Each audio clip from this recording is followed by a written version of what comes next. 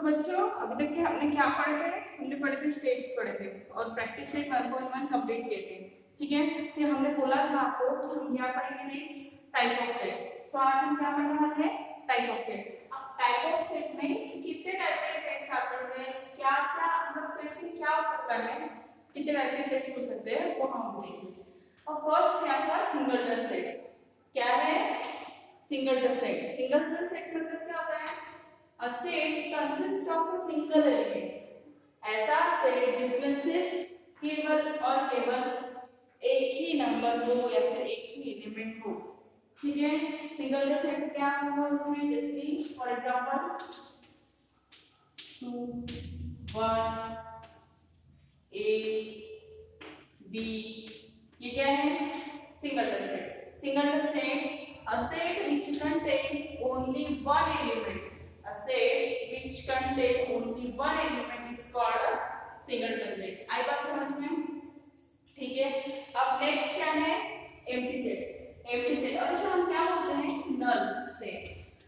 Empty मतलब खाली, नल मतलब खाली। ठीक है, मतलब उसमें कुछ भी नहीं। The set which is a five, मतलब फाइव में क्या होगा? फाइव मतलब कुछ भी नहीं। ठीक है, फाइव मतलब कुछ भी नहीं है। क्या बोला है यहाँ पे? If there is a not a single element in a set which satisfies the given condition, then it is called a null set or empty set. The null set is represented as the curly bracket or symbol is 5. इसका symbol क्या नहीं है? empty set का 5. ये हो गया हमारा null set. इसमें कुछ दिख रहा है आपको? जीरो भी नहीं और 5. ये इसका सिंबल हो गया empty set का।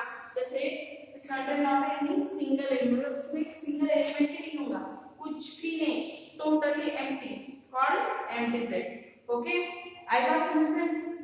अब the next is finite set. अब बोले फाइनाइट क्या होता है? फाइनाइट क्या होता है? एट अ पर्टिकुलर लेवल, मतलब कहीं पे हमको लिमिट दी है, कहीं पे हमको लिमिट दी है कि ये यहाँ तक स्टॉप होना चाहिए। जैसे कि इवन नंबर बोला है हमको, जैसे कि हमको बोला है p = x such that x is a even number and n is less than equal to 10. ठीक है, हमको ये बोला तो ये क्या हो गया? Finite set. इसको कैसे लिखेंगे हम? p = 2 4 6 so on up to 10 ये लिखेंगे। तो ये क्या हुआ हमारा?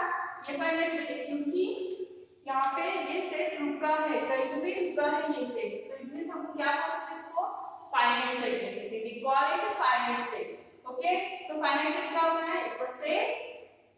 If a set is a null set or a number of element are limited, ऐसा सेट जो तो खाली हो, इट मींस वो फाइनाइट है, या फिर जो नंबर है, जो एलिमेंट है वो क्या होंगे? लिमिटेड होंगे, एक पर्टिकुलर लेवल में होंगे, पर्टिकुलर लेवल को स्टॉप होंगे, उसे बोलते हैं फाइनाइट सेट। ठीक है, आएगा समझ में फाइनाइट सेट क्या होता है? And the next is infinite set. अब इनफाइनाइट सेट का हमको पता है, क्योंकि हमको इनफाइनाइट तो पता है, हम क्या बोलते हैं? 1 2 3 4 नंबर क्या है? 1 2 3 4 इनफाइनाइट। ठीक है, ऐसे बोलते हैं। And so on, and so on मतलब ये बढ़ते ही है, ये बहुत ज्यादा है, ये इनफाइनाइट है, ये रुकने वाला नहीं है। ठीक है, तो नेक्स्ट नंबर एग्जांपल के तौर पे लेते हैं तो 1 2 3 एंड सो ऑन। तो ये क्या हो गया आपका? Infinite set. Infinite set means if the number of elements in that set is unlimited and uncountable, then the set is called infinite set. ऐसा सेट जिसमें नंबर्स क्या हो? Infinite, unlimited, not countable. Okay, ये क्या रहेगा? Finite set. आपको अगर आप मैथ्स में कुछ करते हो आगे सीखे, तो आपको ये चीज में मतलब आप सपोज ऐसे करते हो तो यहाँ पे आपको एक थ्योरम मिलता है टोपोलॉजी में, finite set is always countable. तो देखिए क्यों काउंटेबल है? उसका हमें थ्योरम सॉल्व करना पड़ता है, तब पूरा का पूरा मतलब पूरा थ्योरेटिकल कंसेप्ट। यहाँ पे तो इजीली हमको तो ऐसे समझ में आ रहा है, क्यों समझ में आ रहा है? हम क्यों बोल रहे हैं कि finite set countable? Obviously finite set is countable, क्योंकि हम इसको काउंट कर सकते हैं पर्टिकुलर लेवल या एट पर्टिकुलर पॉइंट, क्योंकि ये लिमिटेड है। बट ये क्या है? Infinite set, it is uncountable. हम इसको काउंट कर सकते हैं क्या? नहीं कर सकते ना। सो ये हो गया आपके टाइप्स ऑफ सेट। समझ में आई बात? सबको समझ में आया कि क्या हो रहा है? Singleton set, empty set, finite set, infinite set. ठीक है, अब हम देखते हैं नेक्स्ट क्या एग्जांपल क्या है आपके फेसबुक में एग्जांपल क्या गिवन है इसके ऊपर।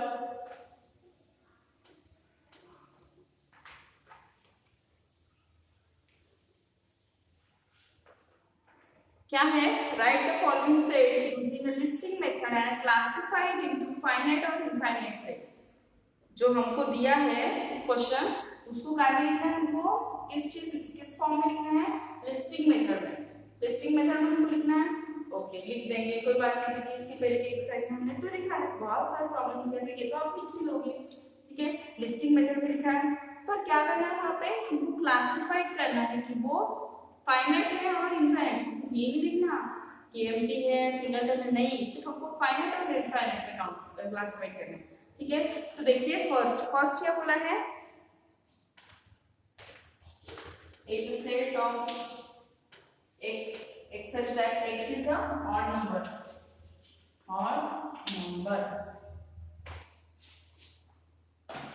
क्या है यहाँ पे,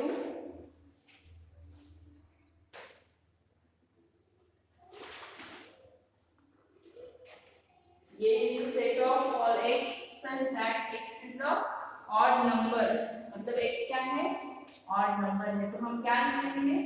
odd number 1 3 5 7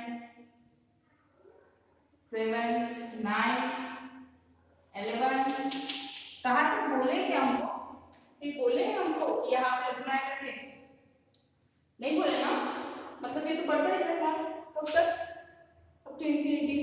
तो ये तो अनकाउंटेबल हो गया, इट मींस ये क्या है, हम क्या लिखेंगे यहाँ पे?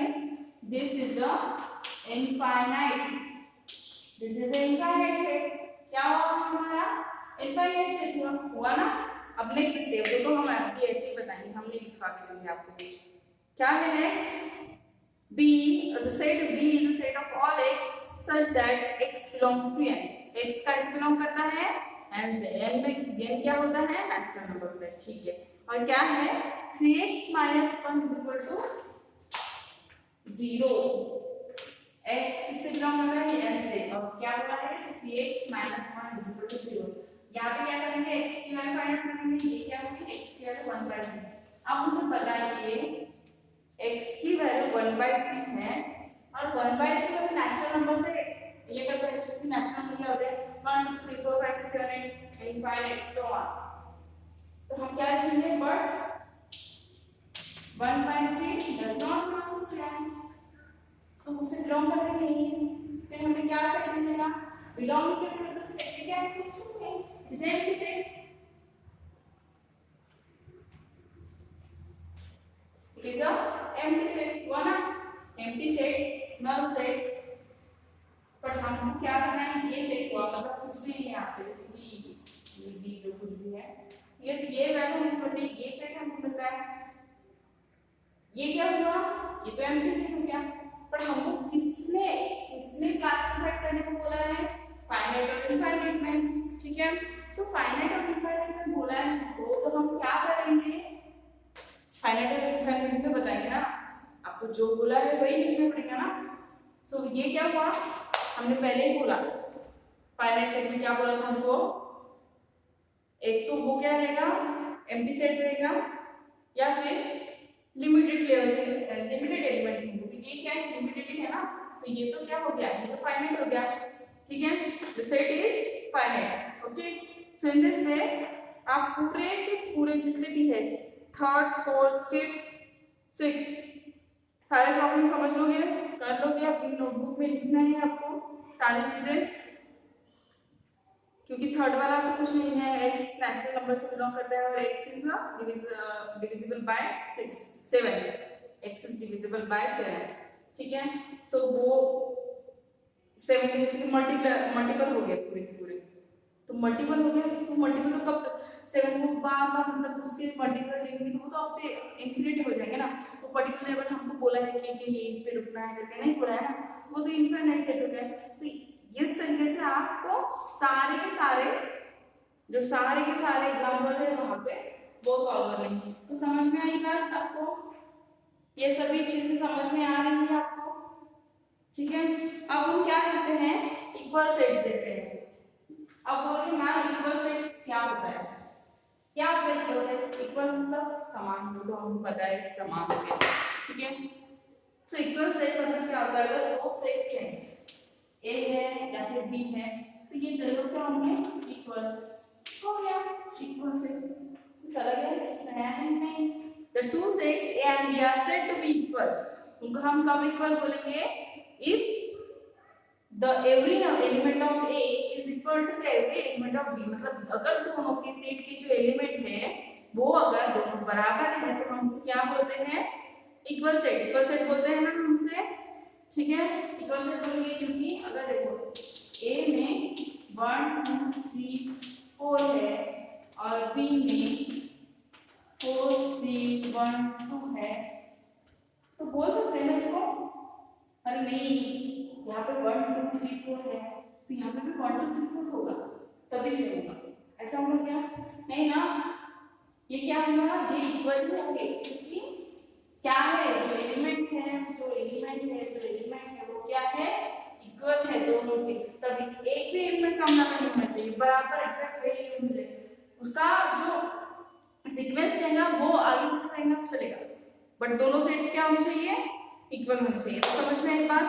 जैसे कि आपके फर्स्ट एग्जांपल में आपको listen, x is letter of word listen और y is letter of word silent, तो दोनों की जो स्पेलिंग, जो दोनों के जो सेट्स बनते हैं वो दोनों इक्वल है।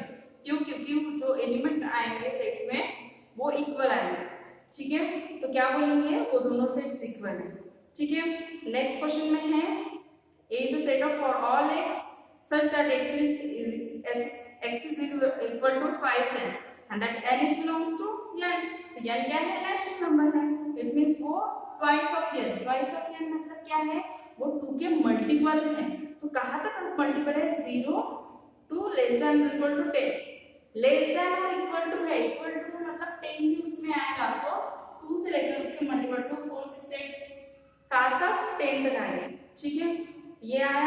फिर b में क्या है, y such that y is an even number, तो इवन नंबर है और वो भी कहां तक बोले, 1 से लेकर 10 तक। तो जाहिर सी बात है कि दोनों की सेट्स सेम ही आएंगे। समझ में आई बात आपको? ठीक है, समझ में आया?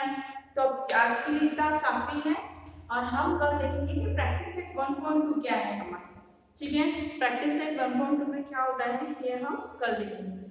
तो ठीक है, ये आप पढ़ लीजिए, अच्छे से एग्जाम्पल देख लीजिए, ठीक है। चलो, थैंक यू।